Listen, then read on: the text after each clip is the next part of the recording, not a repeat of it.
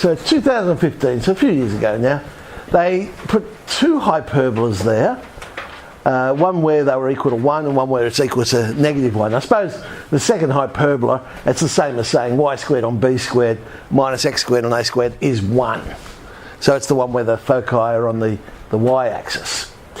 Now P, they've given us the parametric coordinates, a sec theta, b tan theta, and they've also given us Q, which is on the other hyperbola, parametrics for that one as well. Now the first part of the question, bit of a gift question, let's hope we pick up those points. It simply says verify that Q's on the hyperbola basically. We just got to substitute it in and show that the parametric coordinates work. So x squared on a squared minus y squared on b squared, remember we're trying to get -1. The a squareds cancel, the b squareds cancel, tan squared minus x squared, sure enough that is -1. So we say thank you to the markers for that one, or the question writers will take those marks. Now we have to find the equation of, well, I don't know if you can call it a chord because P's on one hyperbola, Q's on the other, but essentially it's the same as just finding the equation of a chord, finding the equation of a line. Okay, slope PQ just tidies up to be minus B on A. I suppose, if you don't immediately see it, all I've done is factorise the top and bottom, and one was tan theta minus sec theta, the other was sec theta minus tan theta, so they cancel to give -1. So we have our slope, use either point, substitute in, and yes, we get to show the equation of the line PQ. So again we go, you little beauty. So some more marks we'll take. This was the fun part of the question. Prove that the area of the triangle OPQ is independent of theta. So in other words, we should come up with an answer that does not have theta in it. We just found the equation of the line PQ, and O is the origin. Well, area of a triangle, half base times height. If I think of PQ as the base, I want the perpendicular height, which would be the perpendicular distance from the origin to the line PQ. So let's work that one out. We've got the equation, and we're going from 0 to 0, which makes it a little bit easy. So the top of the fraction, we've got the absolute value minus AB tan theta plus sec theta, and on the bottom we get the square root of the coefficients of x and y squared, so a squared plus b squared. Now, things we know. We know A is positive, we know B is positive, and tan theta and sec theta, well, theta is an acute angle, so they're all positive. So actually the absolute value of all that would just be AB tan theta plus sec theta. Okay, distance PQ. So now we're just going to find the distance between the 2 points P and Q. So standard distance formula. I haven't expanded the whole thing out because there is a common factor there. So you could have wasted a bit of time expanding the whole thing out, but tan theta minus sec theta squared and sec theta minus tan theta squared is the same thing. I mean, it's like saying one's -2, one's +2. Square it, you're going to get the same answer. So there actually is a common factor there of whichever way you want to write it. But given that in the first one I've got tan theta plus sec theta, it probably makes sense to write this one as tan theta minus sec theta. Then we might end up with difference of 2 squares, something like that. Okay, half base times height. Sure enough, there's that difference of 2 squares I was talking about. The square root of a squared plus b squared, that's going to cancel. Remember, we're trying to show theta is not in the answer. Well, difference of 2 squares now. Tan squared minus sec squared is 1. And I just end up with a half AB. So there is no mention of the parameter at all. So the area, it doesn't matter where we place P and Q, it will always be a half AB. The year before that, this time it was another hyperbola question. What have they given us? They've given us the focus is AE naught, standard hyperbola, 2 points. Now, interestingly, of course, because P and Q are not on the hyperbola. So I was wondering why they gave us parametrics, which sort of looks like the rectangular hyperbola parametrics, but they're not actually on the hyperbola itself. They're on the asymptotes, they've told us. Okay, and T is greater than 0. And M is the midpoint of PQ. Well, that saves us working that out. They've given it to us already. Okay, so there's all the information. The first part is to show that that midpoint in fact lies on the hyperbola itself. Now, We can't just say, oh, look on the diagram, M is on the hyperbola. I've shown it. I'm afraid they won't accept that. We actually have to prove it. So if we sub it into the equation of the hyperbola, I guess, hopefully, we'll get the right answer. So x squared on a squared minus y squared on b squared. All right, I don't immediately see it looking at that. Oh, hang on. B squared cancels with the b squared. A squared cancels with the a squared. So I've got t squared plus 1 squared minus t squared minus 1 all squared. I expanded the whole thing out there, but now looking at it, if I've got a perfect square minus a perfect square, then I know the a squared and the b squared, if you like, will cancel, and I'll be left with 2ab minus 2ab. And sure enough, I get the 4 times the product there, so I'll get 4t squared. 4t squared on 4t squared is 1, so it satisfies the equation of my hyperbola. So, okay, so M does lie on the hyperbola. Prove that the line through P and Q is a tangent to the hyperbola at M. Okay. Well, I've got to find the equation of the line, I guess. Well, do I need the whole equation? Because if I'm just showing it's a tangent, then if the slope's the same, it's either going to be parallel or a tangent. But I know M's on the hyperbola, so it can't be parallel, it must be a tangent. So I don't think I have to find the whole equation. I just need to find the slope. So the slope of PQ is B on t squared plus 1 on A t squared minus 1. I'll differentiate implicitly to find the slope at M, and that does turn out to be the same as slope PQ. So that's what I'm saying. That means one of two things. It either means these two lines are parallel or they're the same line. So I know it's parallel to the tangent. But hang on, they told us M was on the line PQ. So it can't be parallel, it must be the same line. So PQ is in fact the tangent at M.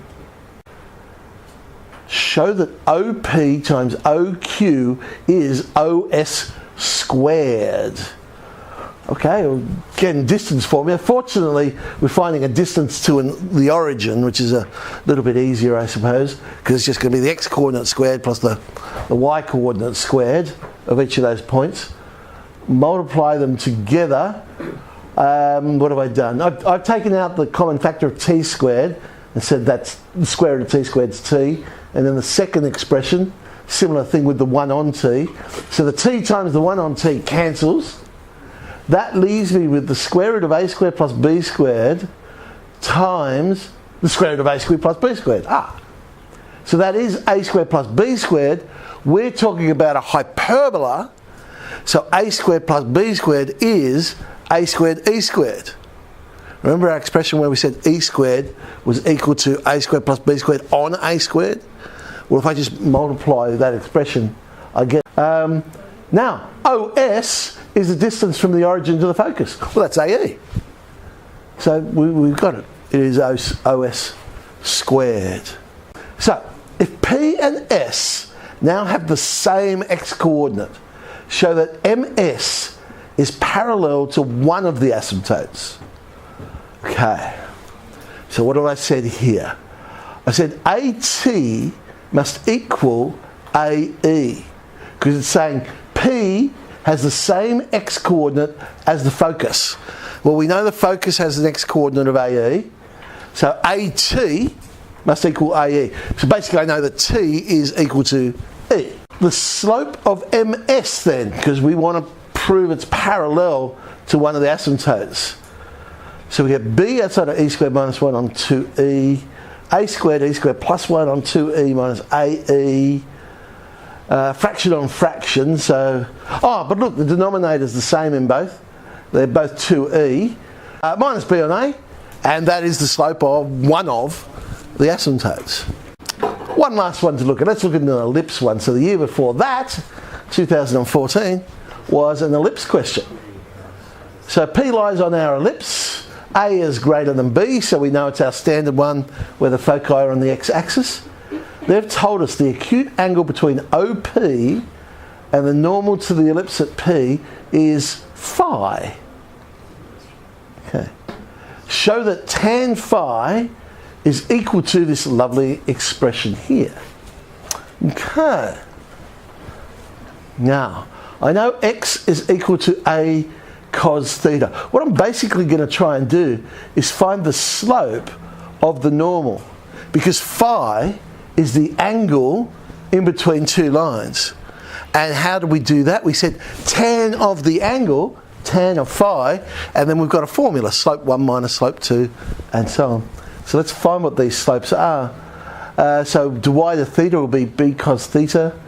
Dy to theta then becomes b cos theta on a sine theta. That is the slope of the tangent. We want the slope of the normal. So our slope of our normal will be a sine theta on b cos theta. And the slope of OP, well, that's just joining it up to the origin. So I know it's going to be the y value over the x value. So b sine theta over a cos theta. Subbing it into our acute angle formula, slope 1 minus slope 2 over 1 plus slope 1 times slope 2. Looks horrible, but again, notice the denominators. On the top of the fraction, the common denominator is ab cos squared. On the bottom of the fraction, it also is ab cos squared. So that will cancel quite nicely, but I'm going to have to turn that 1 into an ab cos squared. And you'll notice I wrote my answer a little bit differently to what they said show. I think there should be absolute value signs around the sine theta cos theta, because tan of phi, well, what happens if theta is, say, an obtuse angle, and then sine theta cos theta would end up being negative and so on, but that's just me being a little bit pedantic, I suppose. So I then said, if P is as illustrated, I know theta is acute, so therefore sine theta and cos theta is greater than 0. That might have been going overboard for the question. Whoops. But now we've got it without the absolute value. So I sort of justified why I could say that's positive. Find a value for of theta for which phi is a maximum. Well, we know sine theta cos theta is a half sine 2 theta. And that'll be a maximum when 2 theta is equal to pi on 2, or 90 degrees. So theta is pi on 4. Now, a squared minus b squared on ab, that's a constant. That's not going to change. So tan phi then, the only thing that's changing is the sine theta cos theta. And we've just decided that that's going to be a maximum when theta is pi on 4. So therefore the whole expression will be a maximum when theta is pi on 4. As tan phi is an increasing function, then I know it's going to be a maximum at pi on 4. Again, whether you needed that second last line or not. Alright, let's complete the set. We'll do one more, but this time with a rectangular hyperbola question. So there's the picture they gave us. Standard rectangular hyperbola. 2 points on there. They've told us the absolute value of P does not equal the absolute value of Q. Okay. I'm sure that will come in useful somewhere.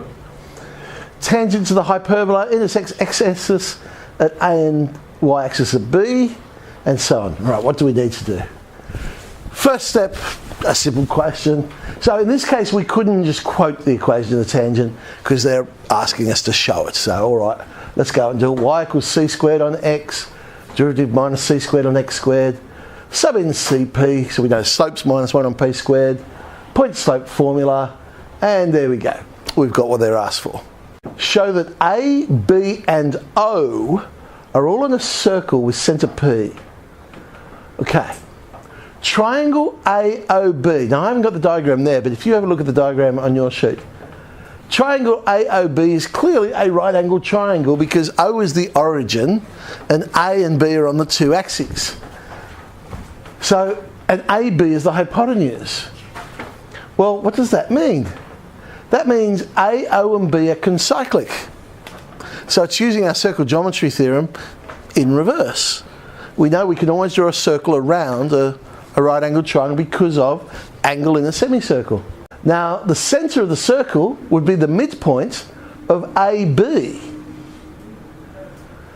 So A well, that's when y equals 0, so the x-coordinate is 2cp. B, that's when x equals 0, so the y-coordinate would be 2c on p. So its midpoint, surprise, surprise, it is the point P. Now, quite possibly, a lot of people would have forgot to do that last step. They would have gone, oh look, a circle goes around all three, so fantastic. But they did actually specify, show that the centre is P as well. So we had to do that extra little bit. Prove that BC is parallel to PQ. I've seen a lot of different ways of doing this one, but I think this way is the neatest. Right? So I actually drew in some lines there. So there's BC. We're trying to prove it's parallel to AQ. And what I said is, well, we just worked out P is the centre of a circle passing through A, B and O. Okay. We proved that in part 2. So therefore, over in that other quadrant, we have got exactly the same situation. There's a right-angled triangle, DOC, formed by the tangent. So it must be true that AB is equal to BP. Well, we proved that. Remember we said P was the centre of the circle? But Q, therefore, must be the centre of a circle that goes through OC and D. Well, because they're going to be the equal radii in that circle. Well, therefore, AP over BP is equal to DQ over CQ, which is 1. What I'm basically highlighting is we have the condition for ratio of intercepts of the parallel lines. So BC must be parallel to PQ, must be, for that matter, parallel to AD as well. So I didn't have to do any algebra at all for that one, I just used geometry.